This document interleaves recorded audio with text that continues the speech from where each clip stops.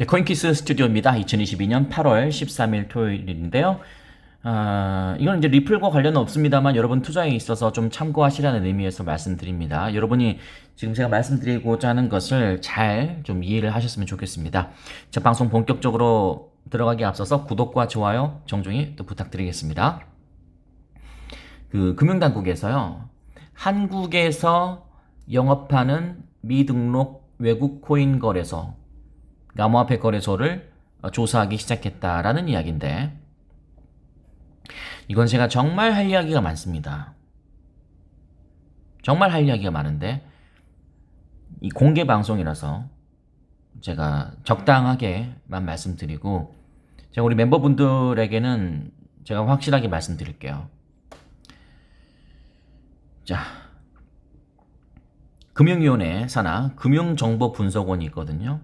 미등록 상태로 국내 영업을 하는 해외 가상자산 암호화폐 거래소 단속을 위한 모니터링에 돌입했다.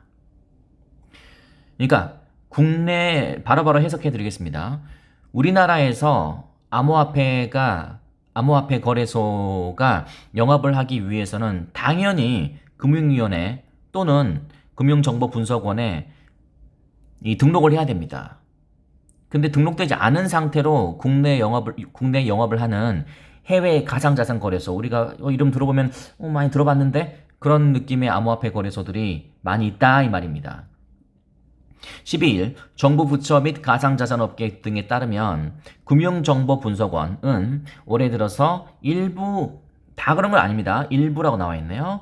일부 해외 가상자산 거래소들이 한국 홈페이지 및 마케팅 등을 해서 특정 금융정보 이용법상 신고 대상임에도 불구하고 등록하지 않아서 불법 영업을 하고 있다고 판단하고 조사에 착수했다. 저는 이거 언젠가는 이런 게 나올 것 같다는 생각을 저는 평소에도 많이 했습니다.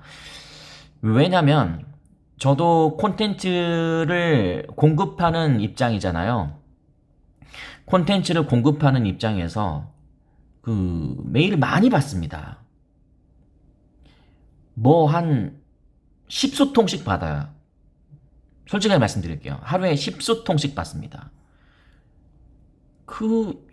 이런 막 이렇게 음지의 거래도 되게 많아요. 저기 뭐 공개 방송이니까 이렇게 하면은 또 본의 아니게 또 피해를 받으시는 분들이 있을 수 있기 때문에 말은 아끼겠습니다만 굉장히 많습니다. 제가 광고하는 데 있어서 뭐 보조 배터리 자선 사업 광고 아니면 저의 멤버십 광고 이런 걸 했지, 제가 뭐 거래소 광고를 한 적 없잖아요. 물론 국내 거래소는 제가 한 번 한 적 있죠. 그럼 국내니까 괜찮은 거예요. 근데 해외 거래소는 저는 하지 않습니다. 저 왠지 그럴 것 같다는 생각이 들었어요. 대표적으로 등이 언급된다. 블로그나 인스타그램 등 소셜 네트워크 서비스를 통해서 거래소 가입 이벤트나 상장 이벤트를 친구 추천 이벤트 등의 홍보 마케팅 활동도 활발히 하고 있다. 뿐만 아니라 국내 코인 발행사를 상대로는 일종의 서울지사 소속 매니저라는 사람들이 국내 공유 오피스를 임대해서 상장을 알선하고 소정의 수수료를 해당 코인으로 받는 일종의 브로커 역할을 하는 사례도 있는 것으로 가상자산업계 관계자들은 전하고 있다. 그러니까 해외에 기반을 두고 있다 이 말이죠.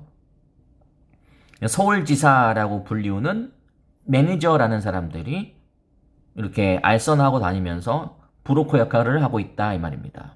그러나 중요한 것은, 저도 이 기사를 통해서 처음 알았는데요. 왠지 그럴 것 같았지만 느낌만 그랬지 저는 정확하게는 잘 몰랐습니다만 찜찜해서 합니다만 역시 불법이다. 불법입니다. 해외 가상자산 사업들도 해외 가상자산 사업자들 국내에서 영업하려면 당연히 금융정보분석원, FIU, 금융정보분석원에 사업자 신고 수리를 해야 됩니다. 이 금융정보분석원이 해외 가상자산 사업자들에게 안내한 한국인 대상 영업 기준은 한국어 서비스 지원을 하는지, 그리고 내국인 대상 마케팅 홍보 여부하는지, 원화 거래 또는 결제 지원 여부 등입니다. 금융정보분석원에 따르면 8월 10일 기준 신고 수리된 가상자산 사업자는 총 35개고요. 해외 가상자산 거래소는 없습니다. 이건 분명한 사실이니까 말씀드리겠습니다. 자, 가상자산 사업자 우리나라에 35개 저도 처음 알았네요. 우리나라에는 35개의 지금 신고된 암호화폐 거래소가 있다 이 말입니다. 국내 5대 거래소를 포함한 총 35개가 있네요.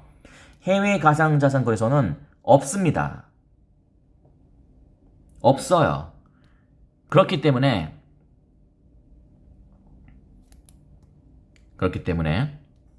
제일 중요합니다. 결론 제가 이따가 내겠습니다. 조만간. 국내 가상자산 거래소도 발빠르게 코인 이동을 막았습니다.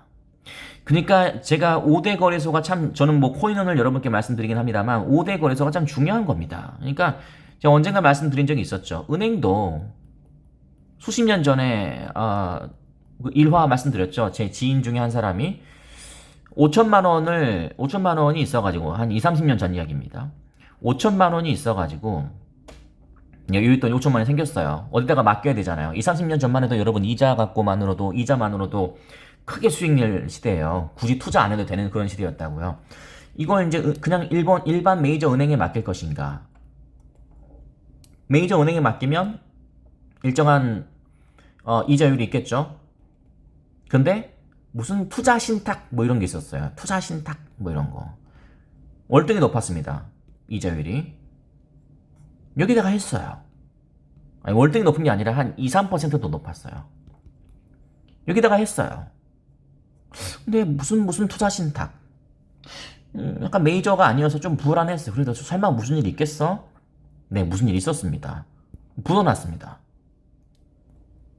그러니까 몇 퍼센트 더 먹으려다가 몇 퍼센트 더 욕심내다가 그냥 원금 다 날려버린 거예요.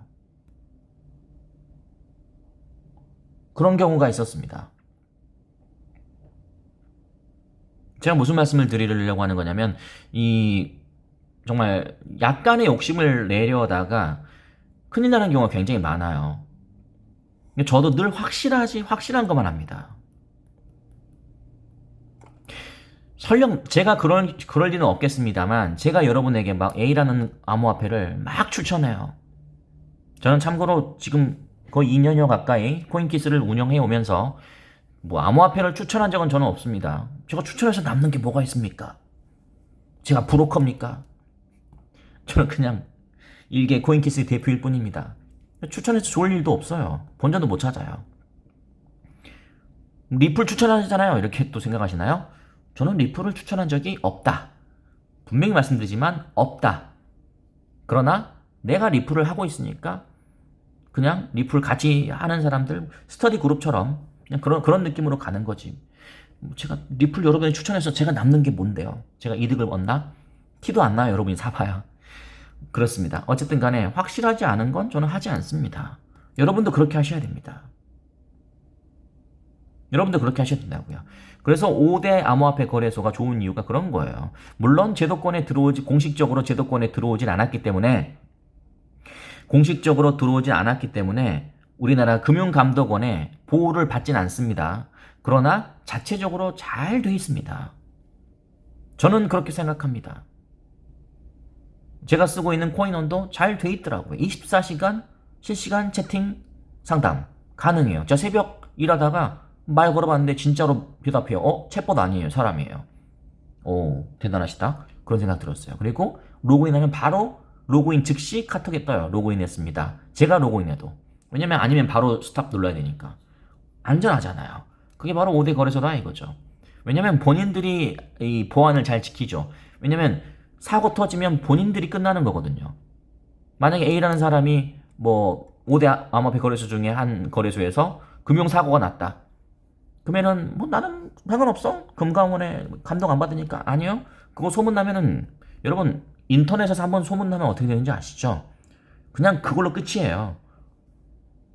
뭐 식당에서 한번 뭐 어설프게 불친절 그냥 인터넷에 올려버리잖아요.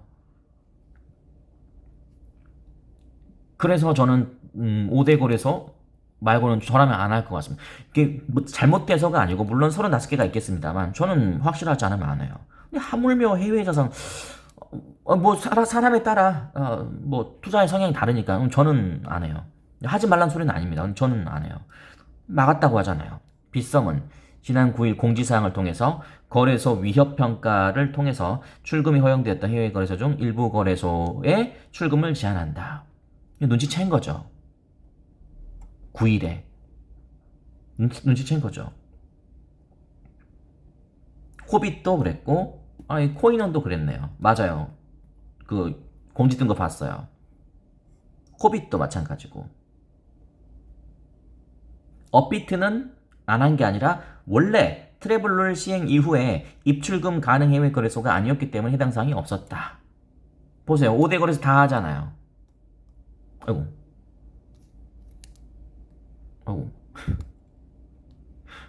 아니 필기를 해야 되는데 5대 거래소 다 하잖아요. 빗썸, 코인원, 코빗, 또 업비트는 아니라고 하고 또 한 군데 더 있는데 고팍스는 없네. 뭐 어쨌든 뭐 그렇겠죠 뭐. 금융당국 관계자는 현재 개별 해외 거래소 서비스의 행태와 사업지 등을 일일이 모니터링하고 있어요. 확인하고 있습니다. 지금 해외 거래소의 미신고 국내 영업은 특금법 제17조에 따라서 5년 이하의 징역 또는 5천만 원 이하의 벌금형까지 가능한 불법 행위라고 지적했습니다. 불법 행위예요. 제가 정의한 게 아니라 금융당국에서 이야기했어요. 금융위원회 산하 금융정보분석원에서요. 그러니까 여러분도 뭐 좀 여러분의 돈이잖아요. 여러분의 자산은 여러분이 지키는 겁니다. 여러분의 건강은 여러분이 지키는 거예요. 그렇기 때문에 어떤 투자를 하실 때 좀 이렇게 확실하게 저는 방송 마무리하면서 이런 말씀까지 드리고 싶습니다. 뭐 XRP 투자하다가 지금 손실 중인 분들 되게 많습니다. 근데 그건 어쩔 수 없어요. 대부분 사람들이 다 손실이에요. 늦게 들어오신 분들은. 왜냐면 올해 내내 안 좋잖아요. 주식도 마찬가지고. 그러나 손실은 언젠가는 다시 메꿔질 수 있다고 생각합니다. 만회할 수 있다. 또는 양전으로 바꿀 수 있다. 여러분이 잘 100% 투자하지 않고 적당히 잘 이렇게 그 평균 단가 잠깐 서서히 잘 올리면서 잘하고 있다면 이건 가능해요. 이게 투자예요. 손실 없이 투자를 할 수는 없습니다. 그러나 제가 언젠가 말씀드린 것처럼 리플 코리아 없어요. 그런 거. 리플 코리아에서 XRP 에어드랍 10,000개 보내주면 20,000개로 불려서 보내준다. 불려서가 아니라 그냥 이유 없이 보내준다. 이유는 없어요. 이런 거 하고 싶습니까? 10,000개를 보내주면 20,000개 준대. 아이고 해야지. 그러면 안 된다 이 말입니다. 이 사람이 왜 여러분께 해줄까요? 그리고 리플 코리아 들어보셨나요? 인터넷 치면 나오지도 않아요. 그래서 잘 판단을 하셔야 됩니다. 잘 판단하시고 그리고 여러분의 자산, 오늘 방송의 결론이 무엇이냐면요. 여러분의 자산은 여러분이 지켜야 됩니다.